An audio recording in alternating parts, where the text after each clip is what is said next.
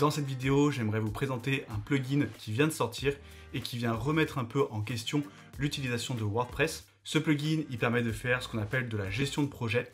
Donc vous allez pouvoir définir plusieurs étapes dans un projet, lui assigner des tâches pour chaque étape et ensuite venir glisser les tâches entre chaque étape pour suivre l'avancement du projet.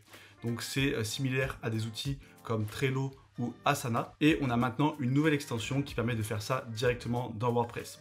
Et là où c'est un peu révolutionnaire, c'est que ça va apporter de nouvelles fonctionnalités qui n'ont rien à voir avec la création de site. Donc déjà, on a la gestion de projet en tant que telle, qui est une nouvelle fonctionnalité, mais surtout, ça va s'intégrer avec d'autres outils, notamment d'emailing et de formulaire. Et vous allez voir que ça offre des possibilités vraiment très intéressantes pour du marketing avancé. Donc dans cette vidéo, je vais vous montrer d'abord le plugin en question, vous faire une courte présentation et je vais surtout vous montrer les intégrations qu'il est possible de faire et toutes les possibilités. Et juste avant de commencer, vous pouvez débloquer ma méga formation gratuite en cliquant sur le premier lien en description. Que vous souhaitiez créer un site vitrine, un site e-commerce, améliorer votre référencement ou même devenir freelance, tout est abordé dans cette méga formation gratuite. Donc cliquez sur le premier lien en description pour l'obtenir. On se retrouve donc sur mon ordinateur et le plugin en question c'est Fluent Board. Je vous ai mis le lien en description et si comme moi vous voulez le tester, vous pouvez aller ici sur démo et ici vous avez juste à entrer votre prénom, votre email et vous pouvez accéder à une démo.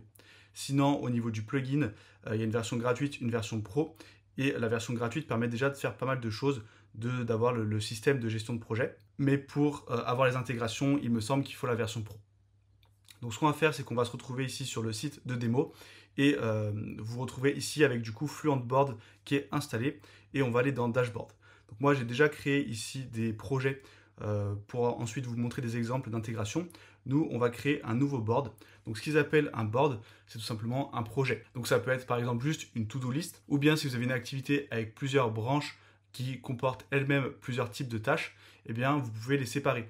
Par exemple, si vous êtes freelance, vous pouvez avoir un board prospection, un board fidélisation et un board création de site. Et du coup, vous allez distinguer un peu ces types de tâches pour mieux vous organiser. Pareil, si vous êtes en train de créer un site e-commerce, par exemple, eh bien vous pouvez avoir un board recherche fournisseur, un board création de la boutique et un board, par exemple, fidélisation des clients. Donc moi, je vais créer un board ici qu'on va appeler to-do list. Donc là, c'est vraiment l'utilisation la plus basique.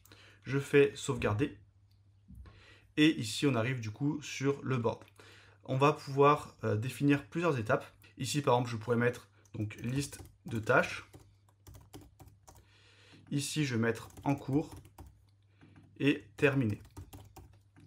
Et donc là, c'est très simple. J'ajoute mes tâches. Par exemple, créer ma page d'accueil. Et ensuite, eh bien, j'aurai toutes mes tâches et je vais pouvoir venir les glisser dans les différentes étapes pour vraiment m'organiser. Ici, je peux venir ajouter une nouvelle étape, ils appellent ça un stage. Et ici, du coup, on peut venir ajouter une tâche, on peut venir dans les réglages et on a différentes options. Donc par exemple, on peut copier le stage pour venir le coller quelque part d'autre dans un autre board. On peut déplacer toutes les tâches, enfin bref, on a pas mal de petits raccourcis. Et ensuite, si je clique sur une tâche, là aussi, on a pas mal d'options. Déjà, on peut assigner la tâche à quelqu'un d'autre. Donc, si vous avez plusieurs comptes sur votre site WordPress, vous allez pouvoir assigner plusieurs personnes sur une tâche. On peut mettre une date butoir, donc une date à laquelle cette tâche devra être effectuée. Ça, c'est très intéressant et c'est indispensable pour de la gestion de projet. Et on peut définir un niveau de priorité qui ensuite s'affichera. Donc là, si je mets High, par exemple, que je ferme, là, vous voyez qu'on a la petite étiquette pour dire que c'est une tâche importante. Je reclique dessus. Ici, on peut ajouter une description donc pour venir compléter un petit peu la tâche, dire en détail ce qu'on doit faire.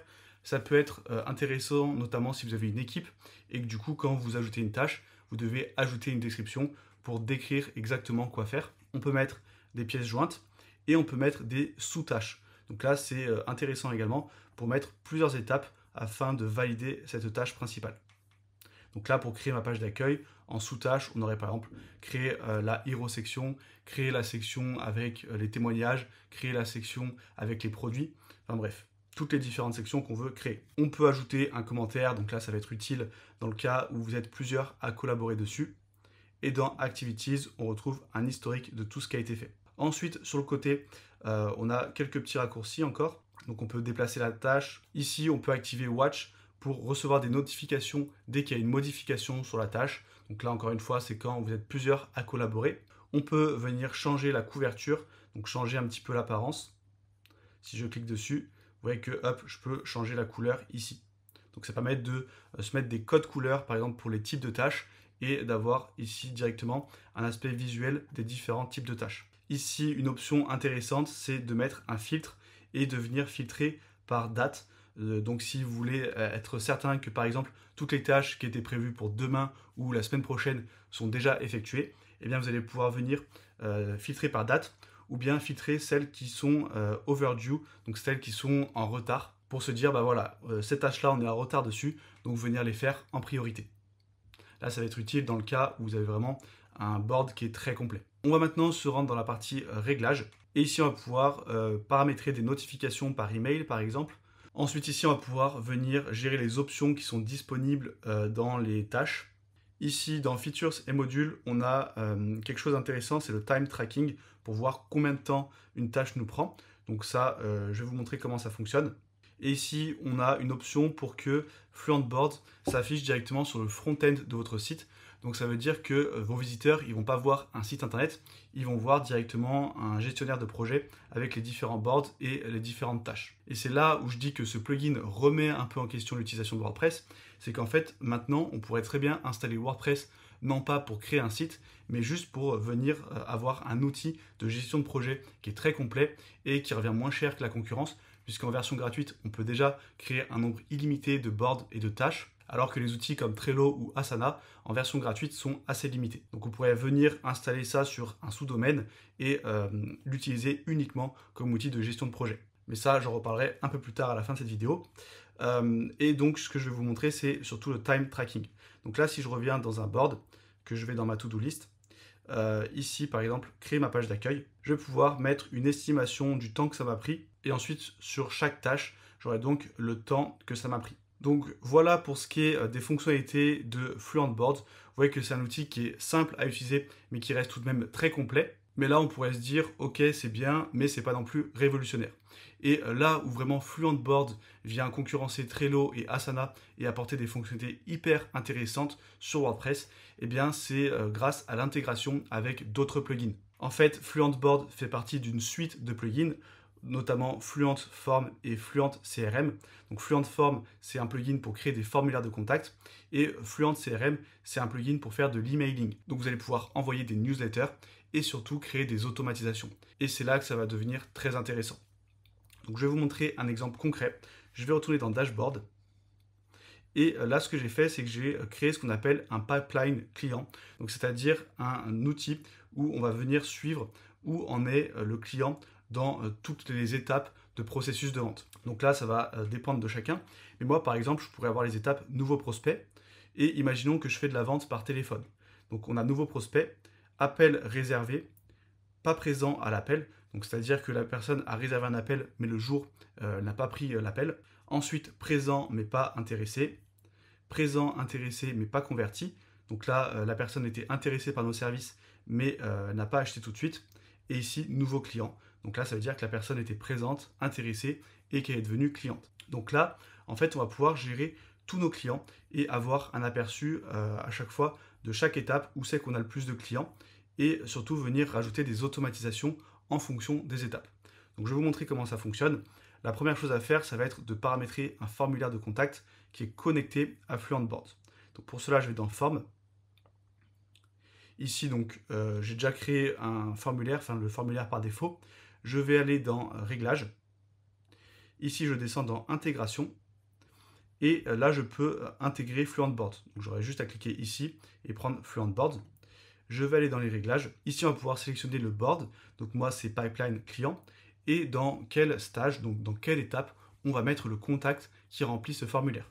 Donc moi, c'est dans, par exemple, le stage Nouveau Prospect. Ça pourrait être un formulaire d'inscription à la newsletter. Et ici, on a d'autres choses qu'on peut mettre pour vraiment venir cibler la personne. Ensuite, on a le titre de la tâche. Et là, en fait, on peut reprendre l'email comme titre de la tâche, ou ici, on a d'autres variables si on le souhaite. Mais le mieux, quand c'est des clients, c'est tout simplement de mettre l'email. Ensuite, on peut rajouter une description à la tâche qui sera créée, un nom et un email. Ensuite, on fait enregistrer. Et donc là, hop, je vais vous montrer à quoi ressemble le formulaire. Je l'avais ajouté sur la page d'accueil du site de démo. Donc c'est un formulaire tout simple où on rentre notre email et on s'inscrit. Donc là, je vais mettre par exemple mon email et je fais rejoindre. Maintenant, si je retourne ici dans mon tableau de bord, dans Fluent Board Dashboard, je vais aller dans Pipeline Client. Et ici, vous voyez que j'ai contact@easywordpress qui a été ajouté en automatique dans Nouveau prospect puisque j'ai rempli le formulaire. Donc ça, c'est la première étape, c'est venir intégrer des clients ici en automatique dans notre board. Et maintenant, on va pouvoir déclencher des automatisations dès que on bouge un prospect. Donc là, imaginons que le prospect il a réservé un appel, je le prends, je le bouge dans l'étape appel réservé. Et ce que je vais pouvoir faire, c'est déclencher un email en automatique dès que la personne arrive dans cette étape. Donc là, je vais dans Fluent CRM automatisation. J'ai déjà créé l'automatisation. Donc là, hop, je clique dessus. Là, en fait, on a le déclencheur. Donc, qu'est-ce qui va déclencher l'automatisation? Je vais cliquer dessus. Et donc là, ce qui va déclencher l'automatisation, c'est que la personne soit dans le pipeline client et qu'elle passe du stage nouveau prospect au stage appel réservé. Et donc, dès qu'un client passe d'une étape à l'autre, ça va déclencher cette automatisation. Et là, je peux mettre les actions que je veux. Par exemple, je peux envoyer un email qui va confirmer l'appel. Mais si je clique sur le petit plus, on a vraiment plein d'options qui sont disponibles. Par exemple, ajouter des tags pour ensuite pouvoir segmenter sur notre newsletter. Ou bien si on a un plugin comme LearnDash pour gérer des accès à des formations, on aura de nouvelles automatisations ici. Ou même si on a WooCommerce, on aura de nouvelles automatisations. Et donc là, si je retourne dans mon board, ici, dans Pipeline Client, ici, du coup, je viendrai déplacer à chaque fois pour déclencher les différentes automatisations. Et on pourrait imaginer que là, s'il n'est pas présent à l'appel, eh bien, on va envoyer des emails de relance en automatique.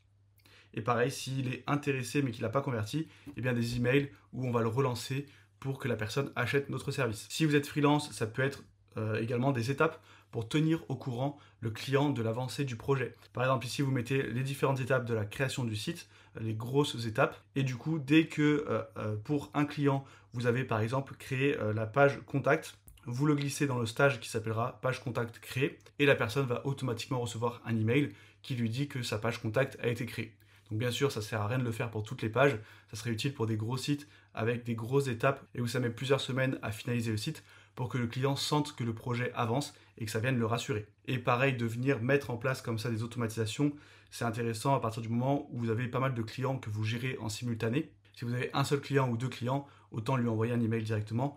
Pas besoin de se prendre la tête à configurer tout un système d'automatisation. Mais en tout cas, le fait de pouvoir créer différentes étapes et de pouvoir déclencher des automatisations en fonction des étapes, là, ça permet vraiment de grandes possibilités en termes de marketing. Et c'est là que Fluent Board devient un outil vraiment intéressant pour WordPress. Si vous souhaitez développer vos compétences sur WordPress, j'ai créé une méga formation gratuite. Vous retrouverez le lien en description. C'est la formation gratuite la plus complète jamais créée. J'aborde tous les points, WordPress, WooCommerce, le référencement et même devenir freelance. Tout est abordé dans cette formation gratuite, donc cliquez sur le premier lien en description pour l'obtenir. Et moi je vous dis à très bientôt pour une nouvelle vidéo.